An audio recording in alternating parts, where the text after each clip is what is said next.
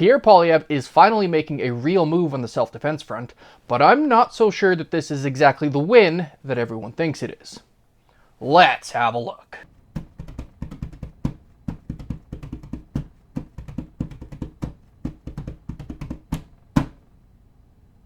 Welcome back to the channel. So yesterday, Pierre Poilievre held a press conference where he called on the Liberal government to implement a castle-style self-defense law that he has named the Stand on Guard Law. I'm going to leave a link in the description below if you want to go check out that video for yourself, but here's a quick highlight reel of many of the excellent things that he said. And I want to start by saying, Tanvir, your home is your castle. Your home is your castle, and you have the right to defend your family in your home. And they worry when they think about what they might do to protect their family if an intruder ever entered. What do you do if you've got a small child down the hallway and you hear that ominous sound of a home invasion?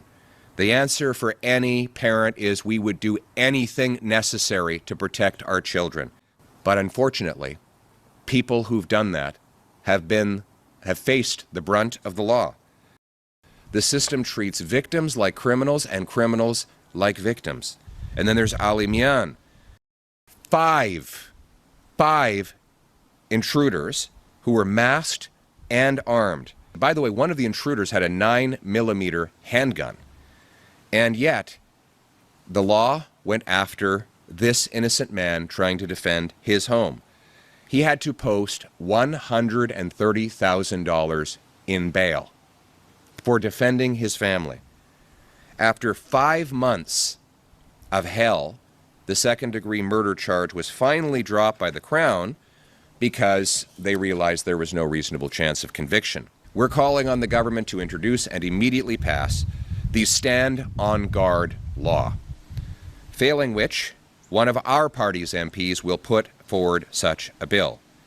It will amend Section 34.2 of the Criminal Code, which right now says that you can defend yourself based on 9 very complicated and vague conditions. Now look, if you're defending your house, you don't have time to think through 9 different conditions. You have one condition: to protect yourself and your kids. And it is wrong for the law, for the police, and for judges to apply a complicated, indecipherable legal doctrine against you when you were only doing what is right. Now, most of that is truly great, and Poilievre primarily spoke to one of the biggest issues that I mentioned in my recent self-defense video only a couple of days ago. And this was the need to have the prosecutors and the police, to pump their brakes and hold off laying charges when the preliminary evidence supports a claim of self-defense.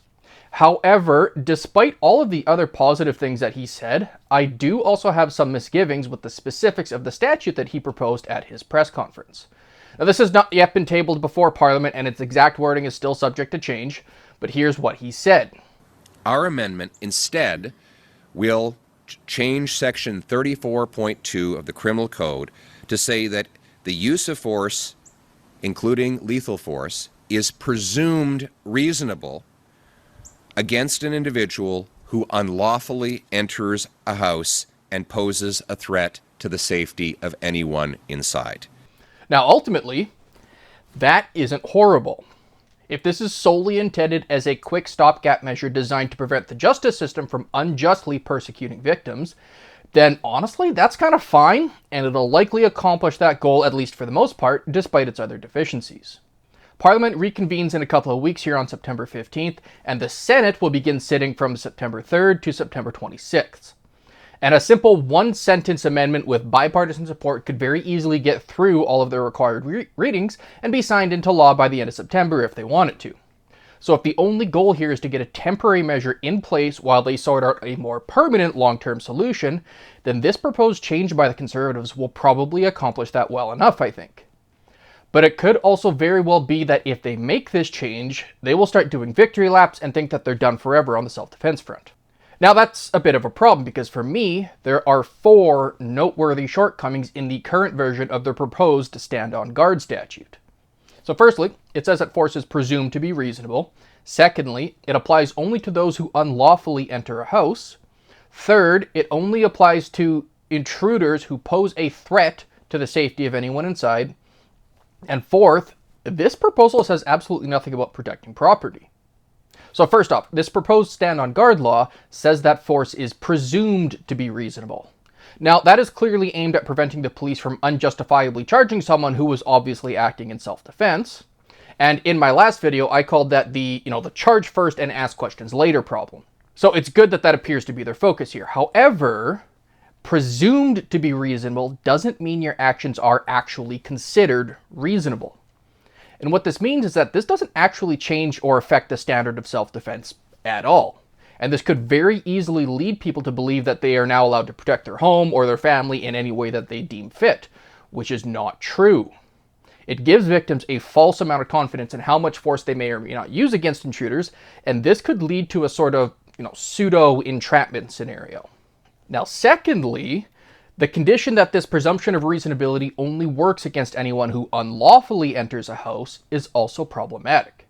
Like, this would protect people like Jeffrey McDonald and Lindsay a couple weeks ago, or Ali Mian a few years ago, but this would not protect people like Ian Thomson or Peter Khill.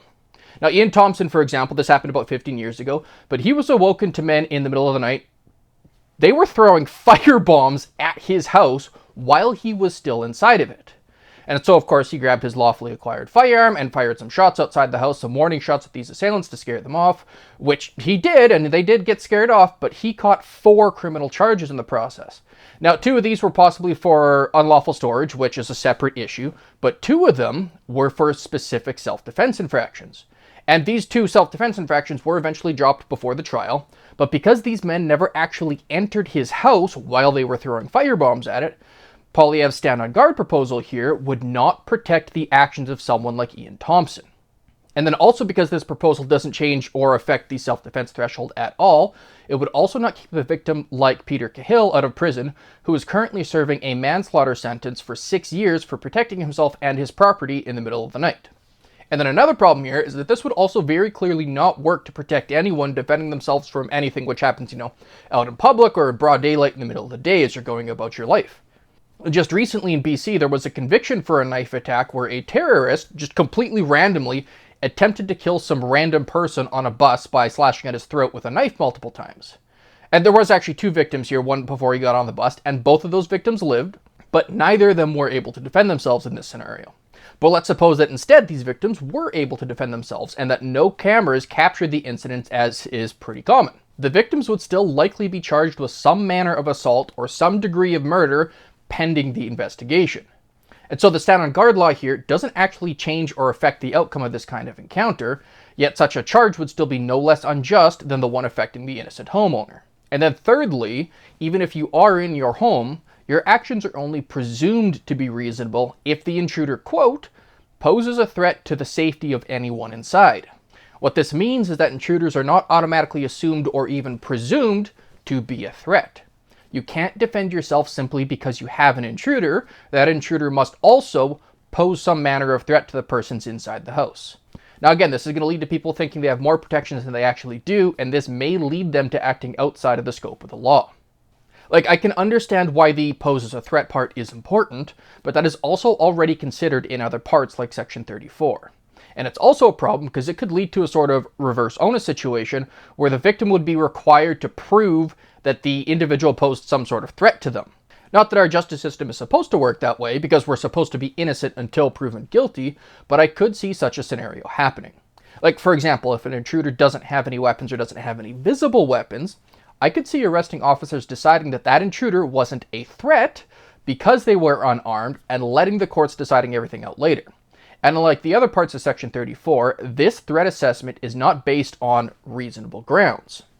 And my 4th misgiving is rather easy to explain.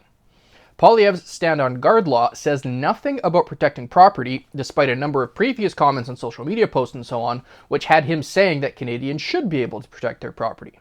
So he falls well short here. And this proposal also doesn't mention anything about protecting the area around a home, such as, sheds and barns and garages and vehicles and so on. Its protection applies only within the walls of the house and only towards people. So any protection it gives you against unjust persecution doesn't extend to protecting other lives, such as pets or livestock. So yeah, there are a lot of shortcomings with the proposal, I think. However, we should also be mindful that the stand-on guard law is probably not intended to fix all of self-defense as a whole. That being said, with a couple of small changes, I think it still could be dramatically improved. For example, we could change the threshold from a threat to the safety of anyone inside a house to a risk of anyone inside the house. And the word risk would warrant a much wider latitude of behavior from victims. And I also don't like the fact that the statute only applies to self-defense encounters within the home, but that could also likely be intentional. But even that can be improved. Like, we could expand the statute to also cover protecting the house itself so that people outside the house who are attacking it, like in our firebombing situation, or, they're setting it on fire, maybe they're shooting at it, that those people are not offered undue protection by comparison.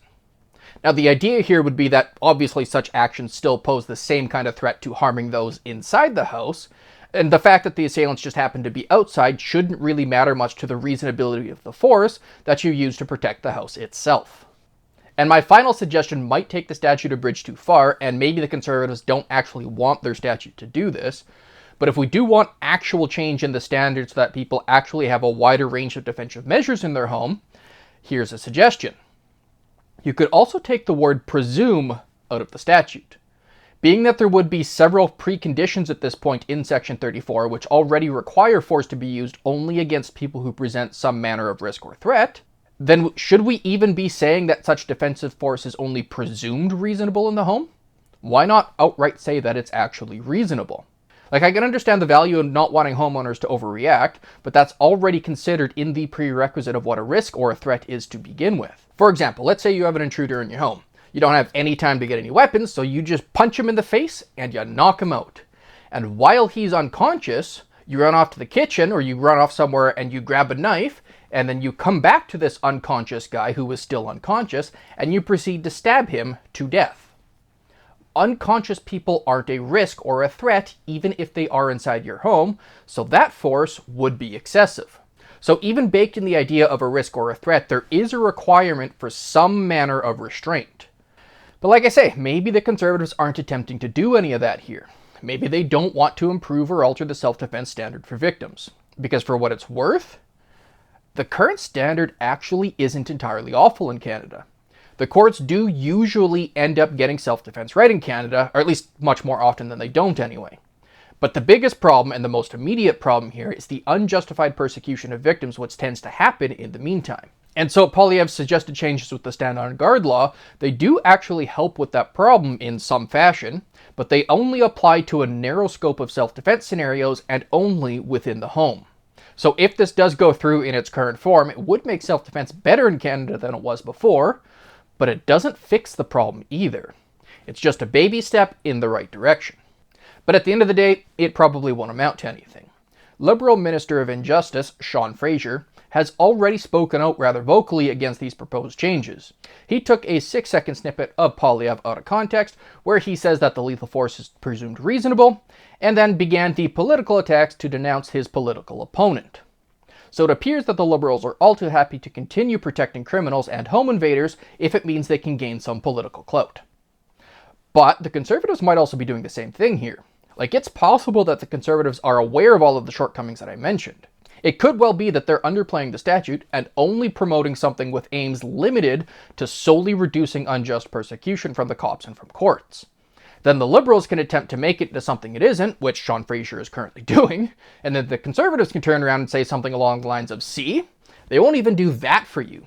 They want to persecute victims and protect criminals, or, something to that effect. And it's worth remembering something else here. Despite all my misgivings, the proposal for the stand-on guard law that was actually made at the press conference, that could be a watered-down version of the statute to make it easier for the public to understand.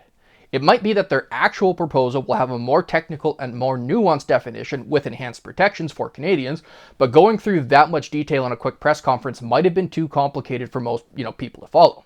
Now, Larry Brock, who's also the Shadow Minister for Justice, he was present at this announcement as well, and he surely has his mitts on the specifics of the proposed wording.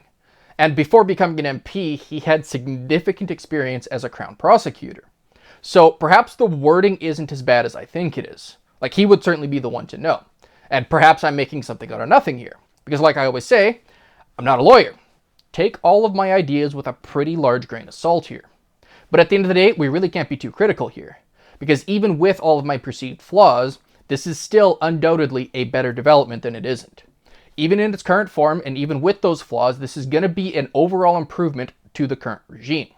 And it is baby steps in the right direction. But when it comes to protecting the rights and the safety of Canadians, are baby steps really enough? All that being said, I'd like to thank you all for watching, and we'll see you in the next video.